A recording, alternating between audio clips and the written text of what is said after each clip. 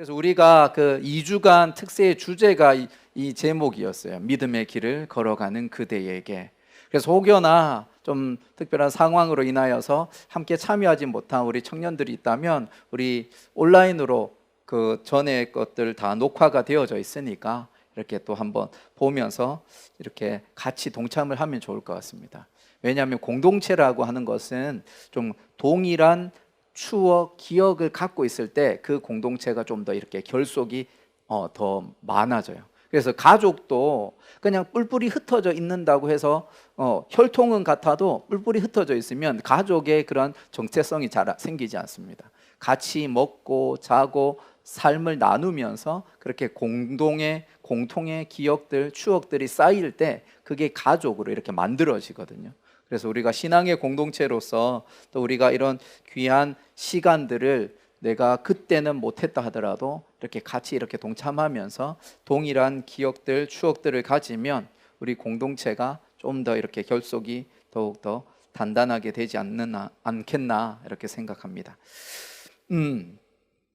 지금 여러분들이 이 자리에 앉아 있다면 또 우리 온라인으로 이 예배에 함께 참여하고 있다면 자이든 타이든 우리는 믿음의 길을 걸어가고 있는 사람입니다. 그래서 세상 사람들은 참 내가 가는 길이 어떤 길인지 잘 몰라요. 그래서 유행을 따라서 어떤 분위기를 타서 요즘에는 이런 것들이 대세더라 하면 그쪽으로 몰리고 또 이런 게 중요하다 하면 그쪽으로 몰리듯이 그냥 우왕좌왕거리면서 그 삶을 살아갑니다. 그래서 걸어가긴 걸어가는데 나아가기는 나아가는데 그 길이 바른 길인지 그 길이 옳은 길인지 잘 몰라요. 그냥 가니까 가는 거예요. 근데 믿음의 길은 이미 하나님께서 우리에게 분명하게 말씀해 주십니다. 이 길이 생명의 길이고 이 길만이 유일한 길이고 이 길이 영광스러운 길이다. 그래서 그 길을 걸어가는 자들이 바로 우리라는 거예요. 특별히 우리 히브리서 11장 우리 기도 인도하셨던 우리 자매가 얘기했듯이 11장 1절을 보면 믿음을 정의를 내리는데 우리 한번 같이 읽어보겠습니다. 시작. 믿음은 바라는 것들의 실상이요 보이지 않는 것들의 증거니. 바라는 것들의 실상이요 보이지 않는 것들의 증거니. 근데 이 두 표현이 이 녹색 글씨와 이 흰색 그 표현들, 노란색 표현들을 보면 서로 상충이 되는 것 같아요. 상충이 되어지는 것 같은데 믿음을 소유한 자들이 바라볼 때는 이 표현만큼이나 적절한 믿음의 정의가 없는 것 같아요. 믿음이라고 하는 그것은 바라는 자들에게 있어서는 그 믿음이 실제가 되어지고 그 다음에 보이지 않는 것들이 보여지는 것처럼 증명되는, 확증되어지는 거예요. 그래서 이 믿음의 길을 걸어간 많은 사람들이 있었습니다. 우리 히브리서 11장에 보면은 참 많은 신앙의 선배들이 걸어간 길을 묘사를 하고 있습니다. 우리 33절, 34절에 보면 이분들은 어때요? 믿음으로 나라들을 이기기도 하고 의를 행하기도 하고 약속을 받기도 하고 사자들의 입을 막기도 하고 불의 세력을 멸하기도 하고 칼날을 피하기도 하고 연약한 가운데 강하게 되기도 하고 전쟁에 용감하게 되어서 이방 사람들의 진을 물리치기도 하며 믿음으로 살아가는 이들에게 놀라운 하나님의 역사가 나타납니다. 아주 긍정적인 그런 일들, 특별히 우리가 기대하고 원하는 그런 일들이 나타나는 거죠. 예를 들어서 내가 신앙생활을 시작하다 보니까 하나님의 말씀 붙들고 살아가려고 노력하니까 하나님께서 좋은 사람들 만나게 해줘요. 직장의 길이 열리기 시작해요. 생각지 않게 사람들로부터 인정을 받기 시작하고 칭찬을 받기 시작하고 높임을 받기 시작하는 거예요. 그리고 또 좋은 믿음의 배우자를 만나고 또 행복한 결혼 생활을 시작해요. 또 건강한 자녀를 출산하여서 아이들이 아무런 탈 없이 잘 자라요. 이렇게 정말 그렇게 그 삶이 열려지는 그런 분들이 있어요. 근데 모두가 다 그렇지는 않아요. 또 우리 한번 36절에서 38절의 말씀 우리 한번 읽어보겠습니다. 또 어떤 이들은 조롱과 채찍질뿐 아니라 결박과 옥에 갇히는 시련도 받았으며 돌로 치는 것과 톱으로 켜는 것과 시험과 칼로 죽임을 당하고 양과 염소의 가죽을 입고 유리하여 궁핍과 환난과 학대를 받았으니 이런 사람은 세상이 감당하지 못하느니라. 그들이 광야와 산과 동굴과 토굴에 유리하였느니라.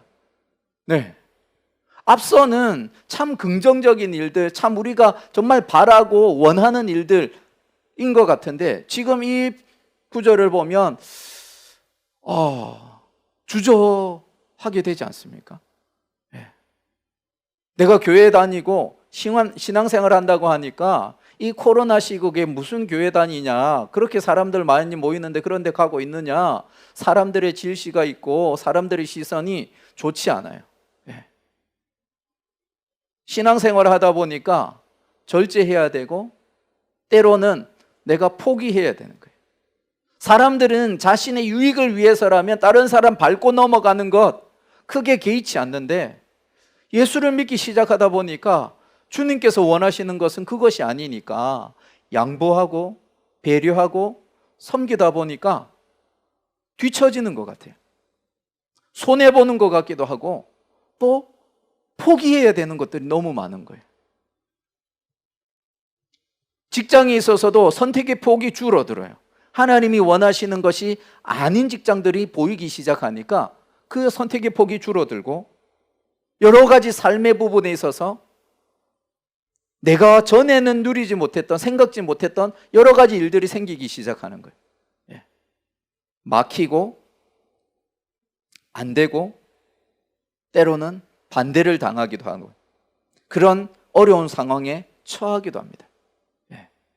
믿음의 길을 걸어가는 이 길 위에 여러 가지 다양한 상황과 환경들이 놓여요. 그렇다고 하더라도 우리가 걸어가는 이 길은 확실한 길이고 생명의 길이고 영광스러운 길이라는 겁니다. 그리고 이 길을 걸어간 많은 신앙의 선배들이 우리보다 앞서 먼저 걸어가셨고 그리고 우리의 믿음의 동역자들이 세계 곳곳에서 그 믿음의 길을 걸어가고 있습니다. 우리 교회에서 이제 새벽에 말씀은 이제 매일 성경이라고 하는 큐티 책을 가지고 매일매일 이렇게 말씀을 나누고 같이 기도하면서 새벽 기도회를 진행을 하는데 그 내용 중에 그 공동체와 열방을 위한 기도의 제목 중에 하나가 어떤 거였냐면 이집트에 콥틱 크리스찬들이 있습니다. 콥틱 크리스찬들이 예전 그러니까 초대 교회 때부터 그 이집트 그 지역에 복음을 받아들인 자들이 계속해서 신앙 공동체를 이루어서 그렇게 지금까지 이어가고 있는 그런 크리스찬 공동체 콥틱 크리스찬들이 있는데 이슬람 제국의 그러한 어떤 영향 속에서 이집트가 이슬람화 되어져 버렸고 그렇지만 대를 이어서 그 이집트 땅에서 살았던 그 콥틱 그리스도인들은 무슬림들이 판을 치는 세상 속에서도 믿음을 지키는 거예요. 그래서 사회적으로 많은 어떤 사회에 진출할 수 있는 장이 열리지 않습니다. 또 그들을 핍박해도 무슬림들이 핍박을 해도 정부에서는 모른 채예요. 예. 그럼에도 불구하고 그들은 여전히 그들의 신앙을 지키고 이렇게 살아가고 있습니다. 그 길이 믿음의 길이고 그 길이 영광의 길이라는 것을 알기 때문에 그러한 모습이 지금 이 시대에 일어나고 있는 거예요. 지금 우리 12장 1절을 히브리서 말씀 잠깐 보여주시면 그렇게 믿음의 길을 걸어갔던 그들이 이제는 우리를 향하여서 응원하고 있는 거예요. 예. 응원하고 있습니다. 지금 이 말씀의 좀 그런 맥락을 보면 마치 고대 올림픽에서 많은 수많은 관중들이 그 경기를 관람하는 것 같이 믿음의 길을 걸어가는 우리를 향하여서 그렇게 바라보고 있는 거예요. 근데 우리를 바라보는 그들을 묘사할 때 구름같이 둘러싼 허다한 증인이라고 이야기합니다. 예. 구름같이 둘러싼 허다한 증인, 관중이 아니라 증인이라고 그렇게 이야기해요. 왜 증인이라고 할까요? 그들이 이미 그 길을 걸어갔기 때문에 그래요. 이미 그들은 결승선을 통과해서 그 다음으로 들어오고 있는 믿음의 후배들을 바라보면서 격려하고 있고 응원하고 있는 거예요. 자신들이 겪었던 그 믿음의 길들을 다 체험했었기 때문에 그 체험의 증인으로서 우리를 바라보면서 응원하고 있는 겁니다. 구름같이 둘러싼 허다한 증인들이. 그리고 이러한 응원 가운데에 우리가 믿음의 길을 걸어가는 거예요. 그래서 우리는 그냥 외롭게 가는 사람들이 아니라 이미 지나간 신앙의 선배들이 우리를 바라보며 격려하고 있고, 또 우리 곁에는 믿음의 좋은 동역자들이 있을 뿐 아니라 또한 주님께서 세상 끝날까지 함께 하겠다 약속하셨어요. 예. 그렇게 우리가 걸어가는 길이에요.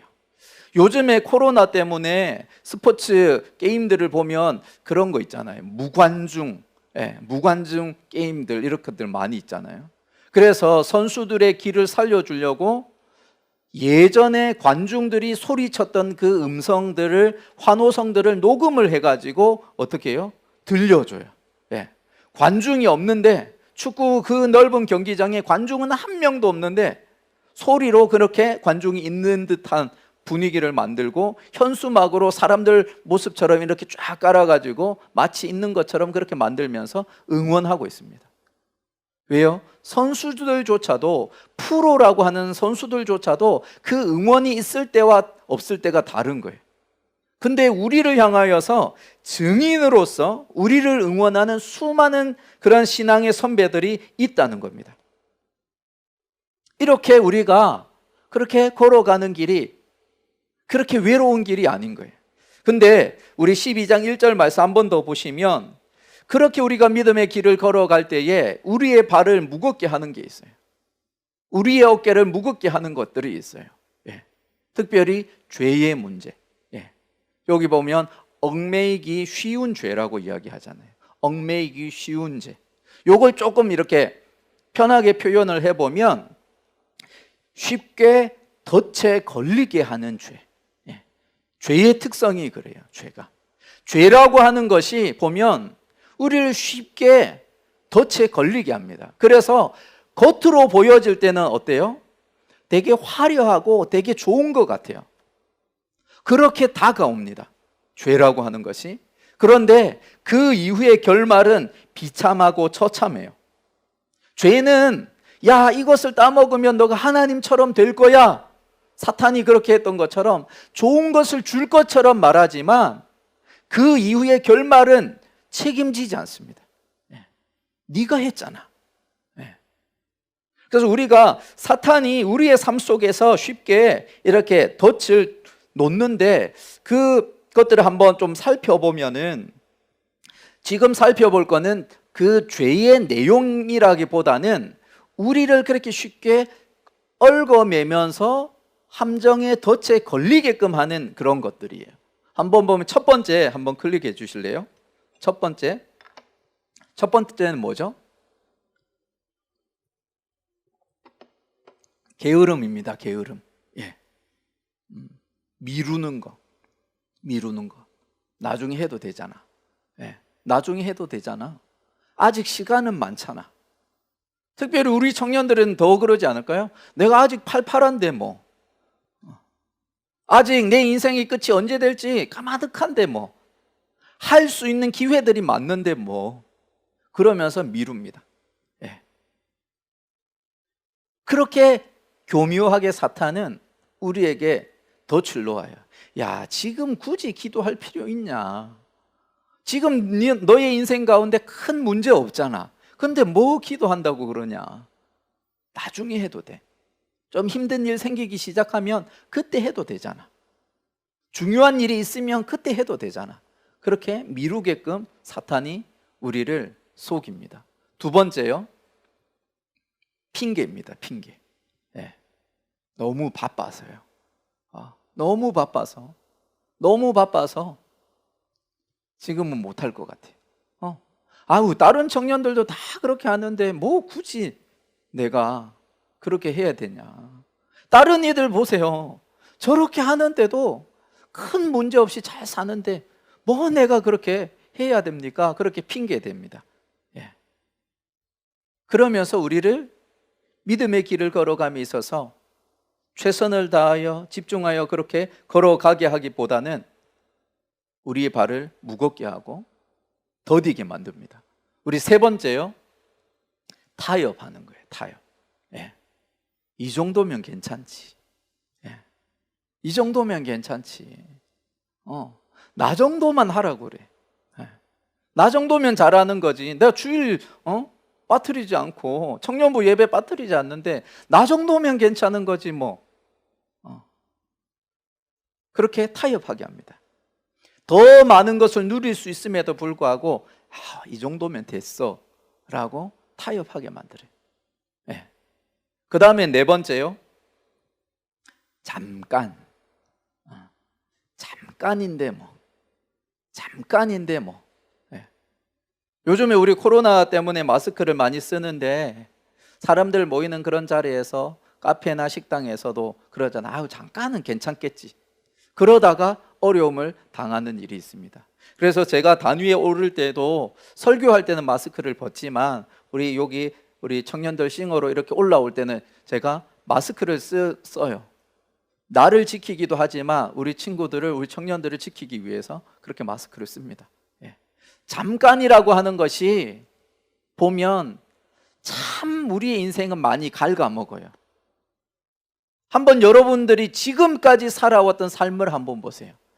잠깐이라고 했었는데 순식간에 지나간 시간들이 참 많아요. 예. 그러니까 잠깐인 듯처럼 그렇게 보여지지만 잠깐에서 끝나지 않아요. 예. 나의 하루 온종일을 갉아먹기도 하고 한 달, 1년을 갉아먹기도 합니다. 그 잠깐이. 그 다음에 마지막으로 조금이에요. 조금. 이 조금이 뭐 그리 대단하다고. 이 조금이 뭐 그리 대단하다고. 예. 예수님 그렇게 비유하시는데 조금은 다르게 비유를 하신 거지만 누룩이라고 하는 이스트, 그 베이킹 할 때 그거 있잖아요. 부풀게 오르게 하는 거. 그 누룩이 조금만 들어가도 밀가루를 다 부풀리게 하는 거예요. 하나님의 나라의 역사가 그렇게 나타나는데 또 죄의 영향력도 마찬가지예요. 그 조금이 전부를 갉아먹을 수 있습니다. 예. 우리 여기에 생수가 있어요. 생수가 있는데 여기에 한 방울의 농약을 떨어뜨려 넣어 보세요. 조금밖에 안 되잖아요. 조금밖에 안 돼요. 근데 이 전체의 물은 뭐 하게 돼요? 못 먹게 되어져요. 예. 지금 우리 학폭 때문에 스포츠 선수들이 참 어려움을 당하는 친구들이 있습니다. 예. 그 이전에 자신이 했던 일들이 지금의 영향력을 미칠지 생각지도 못했었겠죠. 예. 근데 선수 생명에 큰 위기가 있을 정도로 그 작은 사소한 행동들이, 작다고 말하기도 어렵죠. 학폭이라고 하는 게 그렇게 작은 건 아니죠. 근데 그들이 여기기에는 사소하게 여겼었던 것들, 그들이 생각할 때는 작은 것이라고 여겼던 그것이 지금 어마어마한 후폭풍으로 자신의 삶에 다가오는 거예요. 예. 한번 이 5가지를 한번 보십시오. 지금 제가 여러분들에게 나누는 내용들은 죄의 내용, 음란, 정욕, 탐심, 그런 것들을 이야기를 하고 있는 것이 아니라 그런 자리에 나아가게끔 하는 사탄의 덫에 대해서 이야기를 하고 있는 거예요. 예. 형제들, 그 19금의 그런 영상이나 사진들, 이 잠깐 뭐 어때? 라고 하지만 그것이 자신의 삶 가운데 자신의 생각을 지배하기 시작해요. 예. 우리의 삶에 그 죄라고 하는 것이 그렇게 크게 충격적으로 다가오지 않아요. 아주 작은 모습으로 사소한 것처럼 보여지는데 그게 나중에는 내 인생 가운데 큰 영향력을 준다는 겁니다. 그래서 얽매이기 쉬운 죄를 벗어버려야 된다라고 우리에게 이야기를 해요. 그래서 그 믿음의 길을 걸어가는 우리는 죄와 싸워야 합니다. 우리 히브리서 12장 4절을 보면은 피 흘리기까지 니네가 싸우지 않았다라고 그래. 처절하게 내 삶을 바라보면서 믿음의 길을 걸어가는 데 있어서 방해가 되는 것들에 대해서 내가 이렇게 피 흘리기까지 민감하게 반응하면서 싸우고 있는가를 돌아보아야 된다는 거예요. 우리는 너무나 쉽게 타협하고 핑계대면서 아유 잠깐인데 뭐 조금인데 뭐 이러면서 우리의 소중한 시간들을 사탄에게 갉아먹히고 있고 하나님 나라를 누릴 수 있는 그 귀한 기회들을 놓쳐버리고 있는 거예요. 피 흘리기까지 싸워야 됨에도 불구하고 우리는 너무 그냥 안이하게, 영어로 나이브하게 그냥 내버려 두는 거예요. 아우 뭐 저까짓 게 뭘 나한테 뭔 영향을 주겠어 라고 하면서. 근데 이미 그것들이 내 삶을 집어삼키고 있는 거예요. 전에도 말씀드렸는데 우리 손양원 목사님께서 사랑의 원자탄이라고 하는 그 손양원 목사님도 새벽 기도의 시간에 그렇게 처절하게 울부짖으면서 고백했던 게 뭐예요? 내가 죽지 않아서, 내가 살아서, 나의 욕심과 나의 정욕들이, 나의 그런 욱하는 그런 것들이 계속해서 살아 올라오니까 하나님 앞에 그렇게 통곡하면서 피 흘리기까지 싸우는 거예요. 로마서 7장을 보면은 사도 바울, 그 위대한 사도 바울도 자신의 내면에 그런 싸움이 있음을 이야기를 합니다. 우리 한번 읽어볼까요? 말씀. 내 속사람으로는 하나님의 법을 즐거워하되 내 지체 속에서 한 다른 법이 내 마음의 법과 싸워 내 지체 속에 있는 죄의 법으로 나를 사로잡는 것을 보는도다. 예수님을 만나기 전에는, 교회에 나오고 신앙생활하기 전에는 그냥 죄 짓는 일들이 당연하다 여겼고 그것이 자연스럽다 생각했었어요. 근데 예수님 만나고 보니까, 하나님의 말씀을 듣고 배우면서 보니까 아, 이것은 아니구나. 그러면서 내 마음속에 하나님의 법이 이렇게 자리를 잡고 있는 거예요. 그런데 이전에 내 육신을 이끌어가던 그 죄의 법이 여전히 터줏대감처럼 자리를 잡고 있었기 때문에 그 둘 속에 싸움이 일어나는 거예요. 근데 우리는 보통 어떻게 해요? 익숙한 것에 넘어가는 거예요. 네. 기존에 나에게 익숙했던 그 죄의 법에 내가 넘어가는 거예요. 사도 바울도 그것을 고백하고 있습니다. 이런 상황 가운데 있을 때 우리가 해야 되는 것이 무엇일까? 우리 히브리서 12장 2절의 말씀요, 우리 같이 읽어보겠습니다. 믿음의 주요 또 온전하게 하시는 이인 예수를 바라보자. 그는 그 앞에 있는 기쁨을 위하여 십자가를 참으사 부끄러움을 개의치 아니하시더니 하나님 보좌 우편에 앉으셨느니라. 예, 믿음의 주, 우리 특세 때 말씀드렸지만 믿음의 창시자 그리고 완성자, 온전하게 하시는 이 완성자이신 예수를 바라보자. 그분에게 우리의 시선을 고정시키는 거예요. 사탄은 야, 세상 사람들 다 저렇게 사니까 너 뭐 그렇게 유별나게 살려고 하냐, 저 사람들 좀 봐라 라고 할 때에 우리의 대답은 뭐예요? 아니, 그들을 바라보는 것이 아니라 나의 시선은 나의 믿음의 주요 온전하게 하시는 그 예수님을 내가 바라보아야 해 라고 분명하게 반응할 수 있어야 된다는 거예요. 이러한 사실을 알았던 사도 바울이 로마서 8장에서는 이렇게 급변한 반응을 보여주고 있어요. 어떻게 하지 그렇게 생각을 했는데 그가 깨달은 게 뭐냐면 내 속에 있는 내 속에서 나의 어떤 해결 방법이 아니라 주님을 바라보는 거였구나라는 것을 깨닫게 되어지는 거예요. 우리 한번 같이 말씀 읽어보겠습니다. 그러므로 이제 그리스도 예수 안에 있는 자에게는 결코 정죄함이 없나니 이는 그리스도 예수 안에 있는 생명의 성령의 법이 죄와 사망의 법에서 너를 해방하였습니다. 사탄이 아무리 우리를 올가매려고 하고 잡아뜨리려고 한다고 하더라도 이미 예수님께서 우리의 죄의 문제를 다 해결하셨기에 이제는 죄와 사망의 법이 너를 더 이상 붙들지 못한다, 자유하게 하셨다라고 선포하고 있는 거예요. 그렇기 때문에 누구를 바라보는 거예요? 예수 그리스도를 바라보는 겁니다. 아, 내가 예수 안에 있으면 가능하구나. 내가 연약하기에 나 스스로 죄와 싸우기에는 연약하고 넘어지지만 내가 예수 안에 있을 때에 가능하는구나. 내 힘을 의지하는 것이 아니라 예수 그리스도를 의지할 때 가능하구나 라고 깨달은 거예요. 그래서 갈라디아서 2장 20절에서 사도 바울이 이렇게 고백하잖아요. 그런즉 이제는 내가 사는 것이 아니요 오직 내 안에 그리스도께서 사시는 거죠.